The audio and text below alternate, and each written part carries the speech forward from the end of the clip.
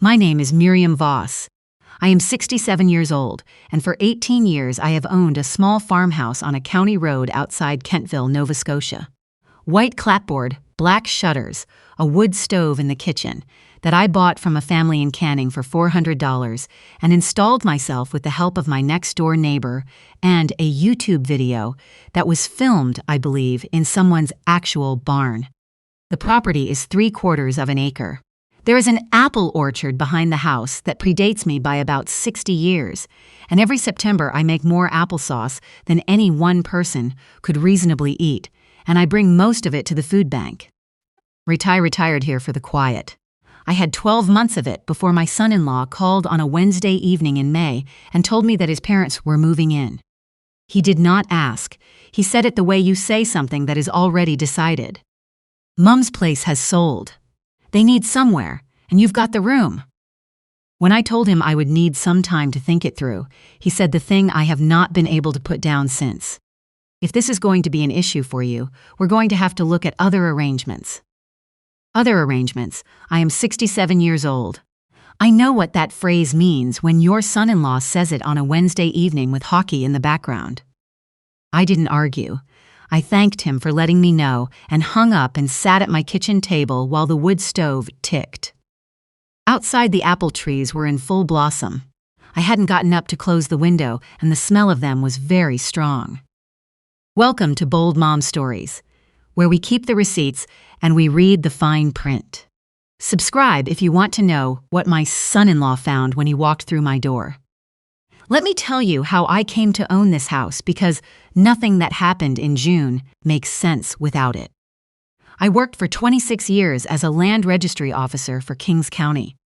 I started in 1990 as a file clerk making $11 an hour, a metal desk, and a stack of applications from men who called me dear on the phone. I worked my way up until I was the one who reviewed documents, issued certificates of title, and explained to people, patiently, year after year, what a registered covenant was and why it meant exactly what it said. I can read a title search the way some people read a novel. I know what to look for in the margin notes. I know what questions the small print is already answering before anyone thinks to ask them. I retired in 2016. 26 years, I watched people sign documents they hadn't read. I watched them argue about what those documents said. I watched them discover, usually at the worst possible moment, that the land does not care what you assumed. My husband passed in 2009. Heart. He was 58 years old. We had been married 30 years, and he called me the most stubborn woman in Kings County, which I took as the compliment he intended. Our daughter was 22 when he died. We managed, both of us, the way you do. In 2006, I applied for a property through the Kentville Affordable Home Ownership Initiative, a provincial program that placed deed-restricted homes with income-qualified buyers at below-market prices in exchange for a registered covenant filed with the Land Registry Office. I qualified because I worked for the county on a public service salary. I was 50, recently widowed, and my daughter had just moved to Halifax for her nursing program. I bought the farmhouse for $148,000. The unrestricted market value at the time was approximately $295,000. I knew exactly what I was signing because I had spent 16 years reading documents exactly like it. The covenant was 14 pages, registered and sealed. Page 3. That is where the important paragraph lives. The resale formula, the occupancy requirements, the approved household provisions. I did not need to look it up in June. I have never forgotten page 3. It is the page that made the house possible. My daughter is 40 years old.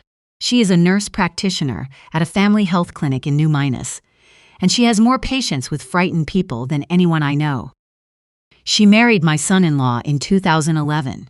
He owns a construction company, 3 crews, a solid reputation for timber framing, a temper he manages better around clients than around family. He is 43. He is not a bad man. He is a man who believes that the people who do the actual building are more honest than the people who check the paperwork, and he has been carrying that belief like a stone in his boot for 20 years. He stopped coming to my house in 2018 after I declined to support a renovation permit he applied for on a property with an undisclosed foundation issue. He was the owner's contractor. I was reviewing the file as a senior registry officer. It was not personal. He has made it personal for 6 years. My daughter still calls me every Sunday. 14 minutes, reliably, and the call ends when it ends. I stopped asking about him years ago because asking made her defend him, and defending him made her cry in my kitchen, and I learned to let that silence accumulate. That was my mistake. Not the last one, and not the biggest, but the one that made all the others possible. His parents are Vernon and Shirley. Vernon is 74, a retired pipe fitter from the Michelin plant in Bridgewater. Shirley is 71. She worked part-time at a credit union in Bridgewater for 11 years before she retired. They are not careless people. What happened to them is the ordinary thing. In 2021, they sold their house on Maple Street for $340,000, which was the top of the market, and everyone told them they were geniuses. They bought a travel trailer, spent 2 winters near Kelowna, gave money to their younger son for a business idea that did not work out, and paid a significant portion of Vernon's bills from a back surgery that wasn't fully covered under provincial health. By spring of 2026, they had the trailer, a Subaru with a cracked wheel well, and CPP and OAS between them. Roughly $2,100 a month. That's what my daughter told me, and I believed her. I want to be honest. When my daughter first described their situation, I lay awake doing arithmetic on their behalf. I tried to figure out how it could work. That is where everything went wrong, not with my son-in-law's plan, with me feeling sorry for 2 elderly people and letting everyone watch me feel it. Wednesday, May 7th. I was at the sink with a saucepan when the call came.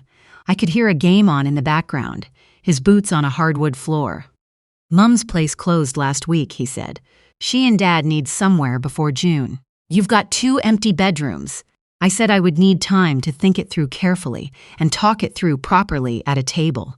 And that is when he said it. If this is going to be an issue for you, we're going to have to look at other arrangements. A pause. I'm just saying, you're not getting any younger, and neither is that property. He said it like he was being reasonable, like he was the generous one. I said I'd look into a few things. He said fine, take a couple of days. But his mother was already packing. I set the phone on the counter and stood at the window. The apple trees were white with blossom. It was the most beautiful they'd looked in years. My daughter came up that Saturday. She brought muffins from the bakery in Wolfville and sat at my table with her coat still buttoned, which is what she does when she's planning to leave before the conversation is over. It's temporary, she said, just until they find their footing. I asked what finding their footing looked like. She turned her coffee cup on the table.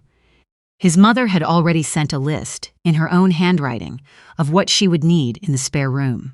A reading lamp bright enough for the paper, a chest of drawers with deep drawers, a chair near the window with morning light. Someone had already decided which window. I folded the list and put it under the salt shaker. I asked my daughter if she remembered what she'd helped me with in the spring of 2023, when my reading glasses broke, and I couldn't make out the small print on my annual declaration form. Her thumbnail stopped moving on the lid of her cup. I told her I'd look into things and let everyone know, and she was out the door in 6 minutes. She did not answer my question. I could see on her face that she hadn't forgotten. After she left, I went to the filing cabinet in the back room. Second drawer. A manila folder, soft at the corners from being handled maybe 30 times in 18 years. The registered covenant. 14 pages, green certification stamp from the land registry office in the upper right corner. I spread it on the kitchen table and read it the way I used to read a problem file, front to back, pencil in hand, legal pad beside me. No skipping. Page 3. The approved household provisions. Occupancy limited to the registered owner and persons meeting specific residency and eligibility criteria within Kings County. Non-qualifying occupants could not be added without written approval from the Municipal Housing Office. Residency requirement. a minimum of 5 consecutive years of primary residence within Kings County, or a documented employment history within the county of not fewer than 8 years. The resale formula, 3% annually over the purchase price. This year's maximum, approximately $215,000. By 10:30, I had confirmed what I already knew, and I slept well. Not from triumph. From the particular calm of a person who has found the drawing that matches the building. On the Saturday before the Victoria Day weekend, I drove to New Minas for my son-in-law's barbecue. He'd invited his crew and a few neighbors from Wexler Street. I brought a potato salad and my good manners. I went to set the bowl on the folding table at the end of the deck, and I saw the papers under the citronella bucket. A market analysis, 3 pages on good paper, a realtor's photo in the header, a woman I knew slightly from a title dispute I had worked in 2014. The address on the front page was mine. Estimated current value, $487,000. A sticky note in my son-in-law's handwriting, all capitals the way contractors mark lumber. Ask her about removing the covenant. Some of these expire. I read it twice. I looked at the comparable sales. All 6 were unrestricted properties with river views or renovated kitchens. I set the citronella bucket back exactly where it had been, took a photograph of the front page with my phone, and spent the next 40 minutes talking to a man named White about his new riding mower. 2 things arrived at once, and the order matters. The first was arithmetic. My covenant requires me to occupy the property as my primary residence for at least 9 months of any 12-month year. If I moved back to town, the way my son-in-law had implied when he said other arrangements, I would breach that requirement.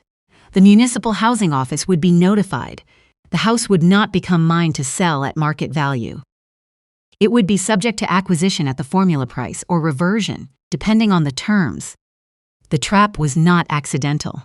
Someone had looked at this carefully enough to ask a realtor to run the numbers on a home they did not own. The second was about my daughter. She had been nearby when her husband spoke to me on the phone that Wednesday. I had heard her in the background. She had not said one word. I drove home and made a list on the back of an old hydro bill. 3 things, all of them dull. His deadline was not mine. My deadline was the day I stopped reading the document. On the last Wednesday of May, I drove to the municipal housing office on Aberdeen Street. First, I stopped at the land registry office and requested a certified copy of my registered covenant, the official version, with the seal. Then I went upstairs and asked for the form to add persons to an approved household. Form M11. I filled it out at the counter with their pen. 2 proposed occupants. Vernon, date of birth, last known municipality of residence. Bridgewater, Lunenburg County. Shirley, same. Relationship to owner. Parents of owner's son-in-law. Current income, CPP and OAS, combined approximately $100 monthly. In the reason box, I used all 4 lines. I wrote that they had sold their home, that their income was fixed, that they were the in-laws of my daughter's husband, and that I was formally asking whether the covenant permitted them to reside with me. The clerk, a young man in a cardigan, read the form carefully and told me the review would take 10 to 15 business days and that a household change request sometimes triggered a compliance visit. Either way, I said. Either way, he said. My daughter called that Sunday off schedule. I could hear that she already knew. You filed paperwork on them, she said. I said I had filed paperwork for them, and I explained the difference. You went to the county, Mum. I said I had gone to the housing office on Aberdeen and asked them a question, and they would answer it in 2 weeks. She was quiet long enough that I heard her dog get up and move across her floor. Don't make them read the covenant. There it was. I asked how she knew what was in my covenant. She knew because in February of 2023, when my reading glasses had broken, she had sat at my kitchen table and read me the annual declaration form out loud so I could confirm the statements. Section 4.1. Section 4.2. She had read those sections clearly, in her own voice, in this room. She had known for 3 years. She hadn't told her husband, because he'd say it was just a form, she said. 2 different people. The same 4 words. My daughter had been standing between that document and her husband's plans for 3 years, holding it quietly, not showing anyone. It took 13 business days. I counted every one of them. Here is what I did during those 13 days, and it is the part my son-in-law tells with the most heat when he describes this now. I got the spare room ready. I washed the duvet on cold and laid it flat on the guest bed. I moved my sewing table out of the second bedroom and put my old reading chair from the hallway in there, so there would be somewhere comfortable to sit. I drove to the hardware store in Kentville and bought a reading lamp. 60 watts, $23.99. Because his mother's list had said a lamp bright enough to read the paper at night. I want you to understand why a woman does that when she already has a reasonable expectation of the answer. Because I might have been wrong. In 26 years, I was wrong on a file maybe 8 times, and every single one of those times, I had been so certain that I stopped reading at page 2. And because if the answer came back yes, I was going to be a good host on the first day. Not the third day, when everyone has already settled into resentment. You cannot make a person feel welcome retroactively. So I bought the lamp. I plugged it in and turned it on once to make sure the switch worked. Then I sat in the reading chair in the spare room and waited for the mail. His parents came up on a Saturday afternoon near the end of May without calling first. His father walked through my back door. I had not invited him through the back door. But there he was, and went directly down the hall with his hands in his pockets, looking at the room. His mother went straight to the spare room with the morning light and stood in the doorway. I thought, for just a moment, that we might get somewhere. Then she said, "This will be ours. The other room is for his father's television. They already had names for my rooms. They had had names for a while. His father was in my mudroom." I heard him before I understood what I was hearing. He was lifting things down from the shelves my husband had built in 2004, bolted to the concrete wall because my husband built things to stay. "Making room," he said from the doorway. "You've got a lot of nothing in here." I asked him to please put everything back before he left. He said he'd get to it. He did not get to it. The envelope came on a Thursday, in a window envelope from the Municipal Housing Office on Aberdeen Street. 1 page. I opened it standing at the end of the county road. Reform M11. Request for change in approved household composition. Your request to add the proposed occupants to the approved household at the above noted property is denied. Neither proposed occupant meets the residency eligibility criteria under Section 3.3 of the Registered Covenant, which requires a minimum of 5 consecutive years of primary residency within Kings County, or a documented employment history within Kings County of not fewer than 8 years. Records indicate the proposed occupant's most recent principal residence was in Lunenburg County. A reminder that Section 4.1 requires the property to be occupied as the owner's sole and exclusive primary residence, and that Section 4.2 limits occupancy to the approved household. Unauthorized occupancy is a violation subject to notice and a penalty of $200 per day per unauthorized occupant following a 15-day correction period. A compliance visit was scheduled for June 23rd. I put the letter in the folder with the certification stamp on it. I went inside and sat at my table for a long while without turning the light on. I called my son-in-law that evening. I read him 3 sentences. Denied. Section 4.2. 15 days, $200 a day per person. He said, housing offices don't actually enforce things like this. I told him the letter had a date and a compliance officer's name on it. Mum, it's a municipal office above a pharmacy. You know how many basement suites in this province have people in them that nobody ever checked on? I said I didn't, and that it wasn't the question. Then his voice went low, and he said the thing that told me exactly what this had been about from the beginning. You're 67. In a year or 2, you're not going to be the one making decisions about that property anyway. Adele is going to be handling things. And Adele listens to me. There it was, not a bedroom for his parents, a foothold. His parents in my approved household so that when he eventually moved to manage my affairs, his family would already be established inside the house. He still did not understand what 26 years of land registry work had given me. The covenant did not care who was managing my affairs. The covenant ran with the land, in perpetuity. That is the actual word the document uses. Not 50 years, not until I die, forever. I said 9 words. Then I'm afraid the answer is no for now. I hung up on my daughter's husband for the first time in 15 years. On the Friday night before the truck was scheduled to arrive, I set the table. I put 4 things in the manila folder and laid it in the center of the dining table where you'd set a vase. I made a chicken and root vegetable stew, covered it and left it in the refrigerator, and wrote out a card by hand. I wrote it twice to get it short enough. I turned the porch light on and drove down the county road in the morning. My former colleague Agnes is 84 years old. She worked in the land registry office for 28 years, and she was the one who sat me down in 1991 and showed me the difference between a photocopy and a certified document, and why that difference is the whole thing.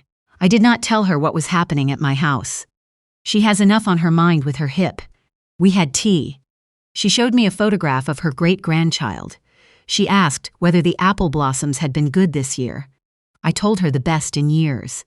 My phone went 4 times on the table between us. Agnes looked at it and then looked at me over her cup. Are you going to check that? It's already answered, I said. She put her hand flat on the back of mine and left it there. I cried for about 5 seconds. Not over the house, not over the letter.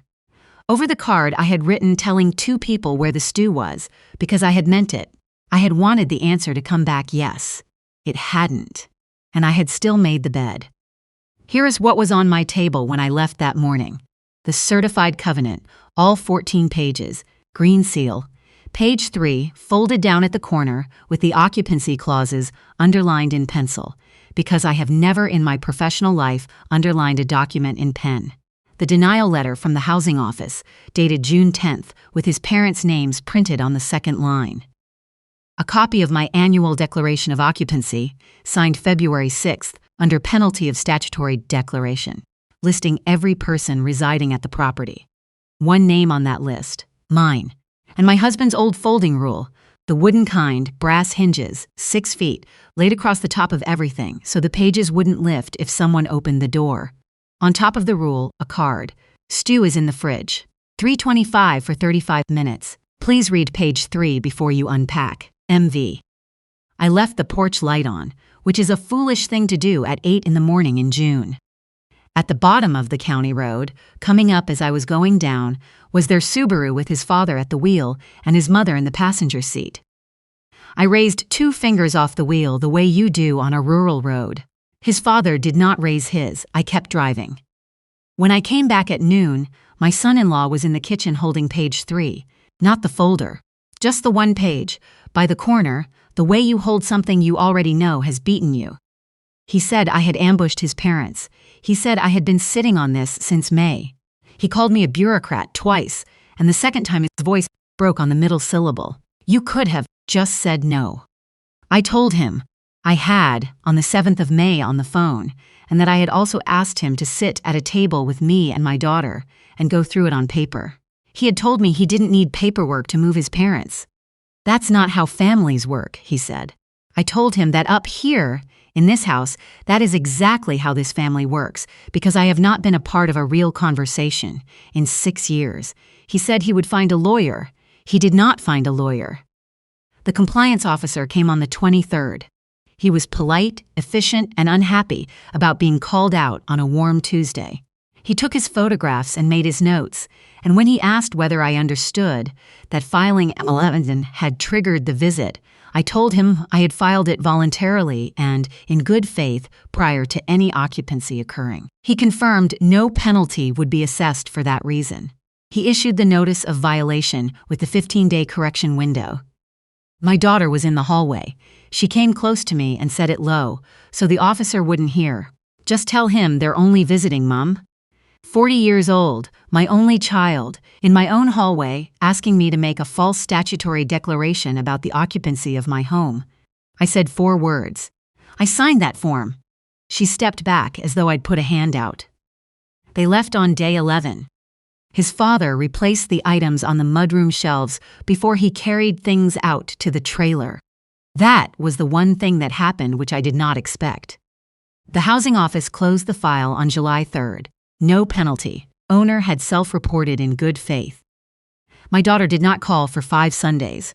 5 Sundays in a row, 14 minutes that did not come. Then on a Tuesday in August, she came up the county road without warning, too fast over the gate the way she always takes it, and sat at my table and picked up my husband's folding rule and turned it over in her hands and set it back down. I should have told him in 2023, she said, when I read the covenant out loud. I should have told him what was in it. I said that was true and that she should have told me she hadn't. I owe her something for the years I handed her folders instead of sentences, and I said it out loud at that table, which is not something I have ever done easily. For 18 years, I filed away the hard conversations and let her think that difficult things arrive in writing, and you keep your mouth shut until they do. I taught her that. I shouldn't be surprised she learned it. We sat until dark. I told her the spare room was hers, always hers, and that the door of this house was open to her any time she came up the county road, that her husband was not to walk through it until he and I could sit at this table and have a real conversation, and that when that day came, he would start by reading page 3 out loud to me. She said that was fair. She cried a little, and I let her, and I did not hand her anything.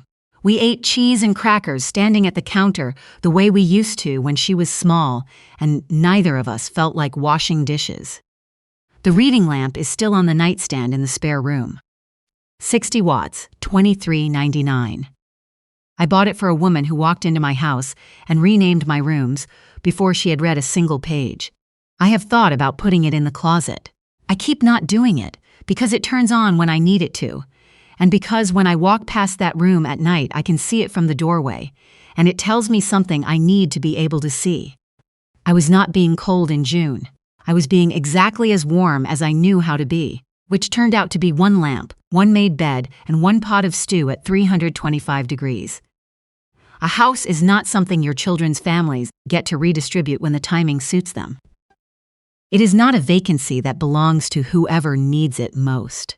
The kindest thing I did for everyone in this story, including the 2 people who drove away with the stew still warm in my refrigerator, was to read the document before anyone else decided what it said. Go read the papers on your own home, every page. Then tell me in the comments what you found on page 3. Drop a like, hit subscribe, and I'll see you in the next one.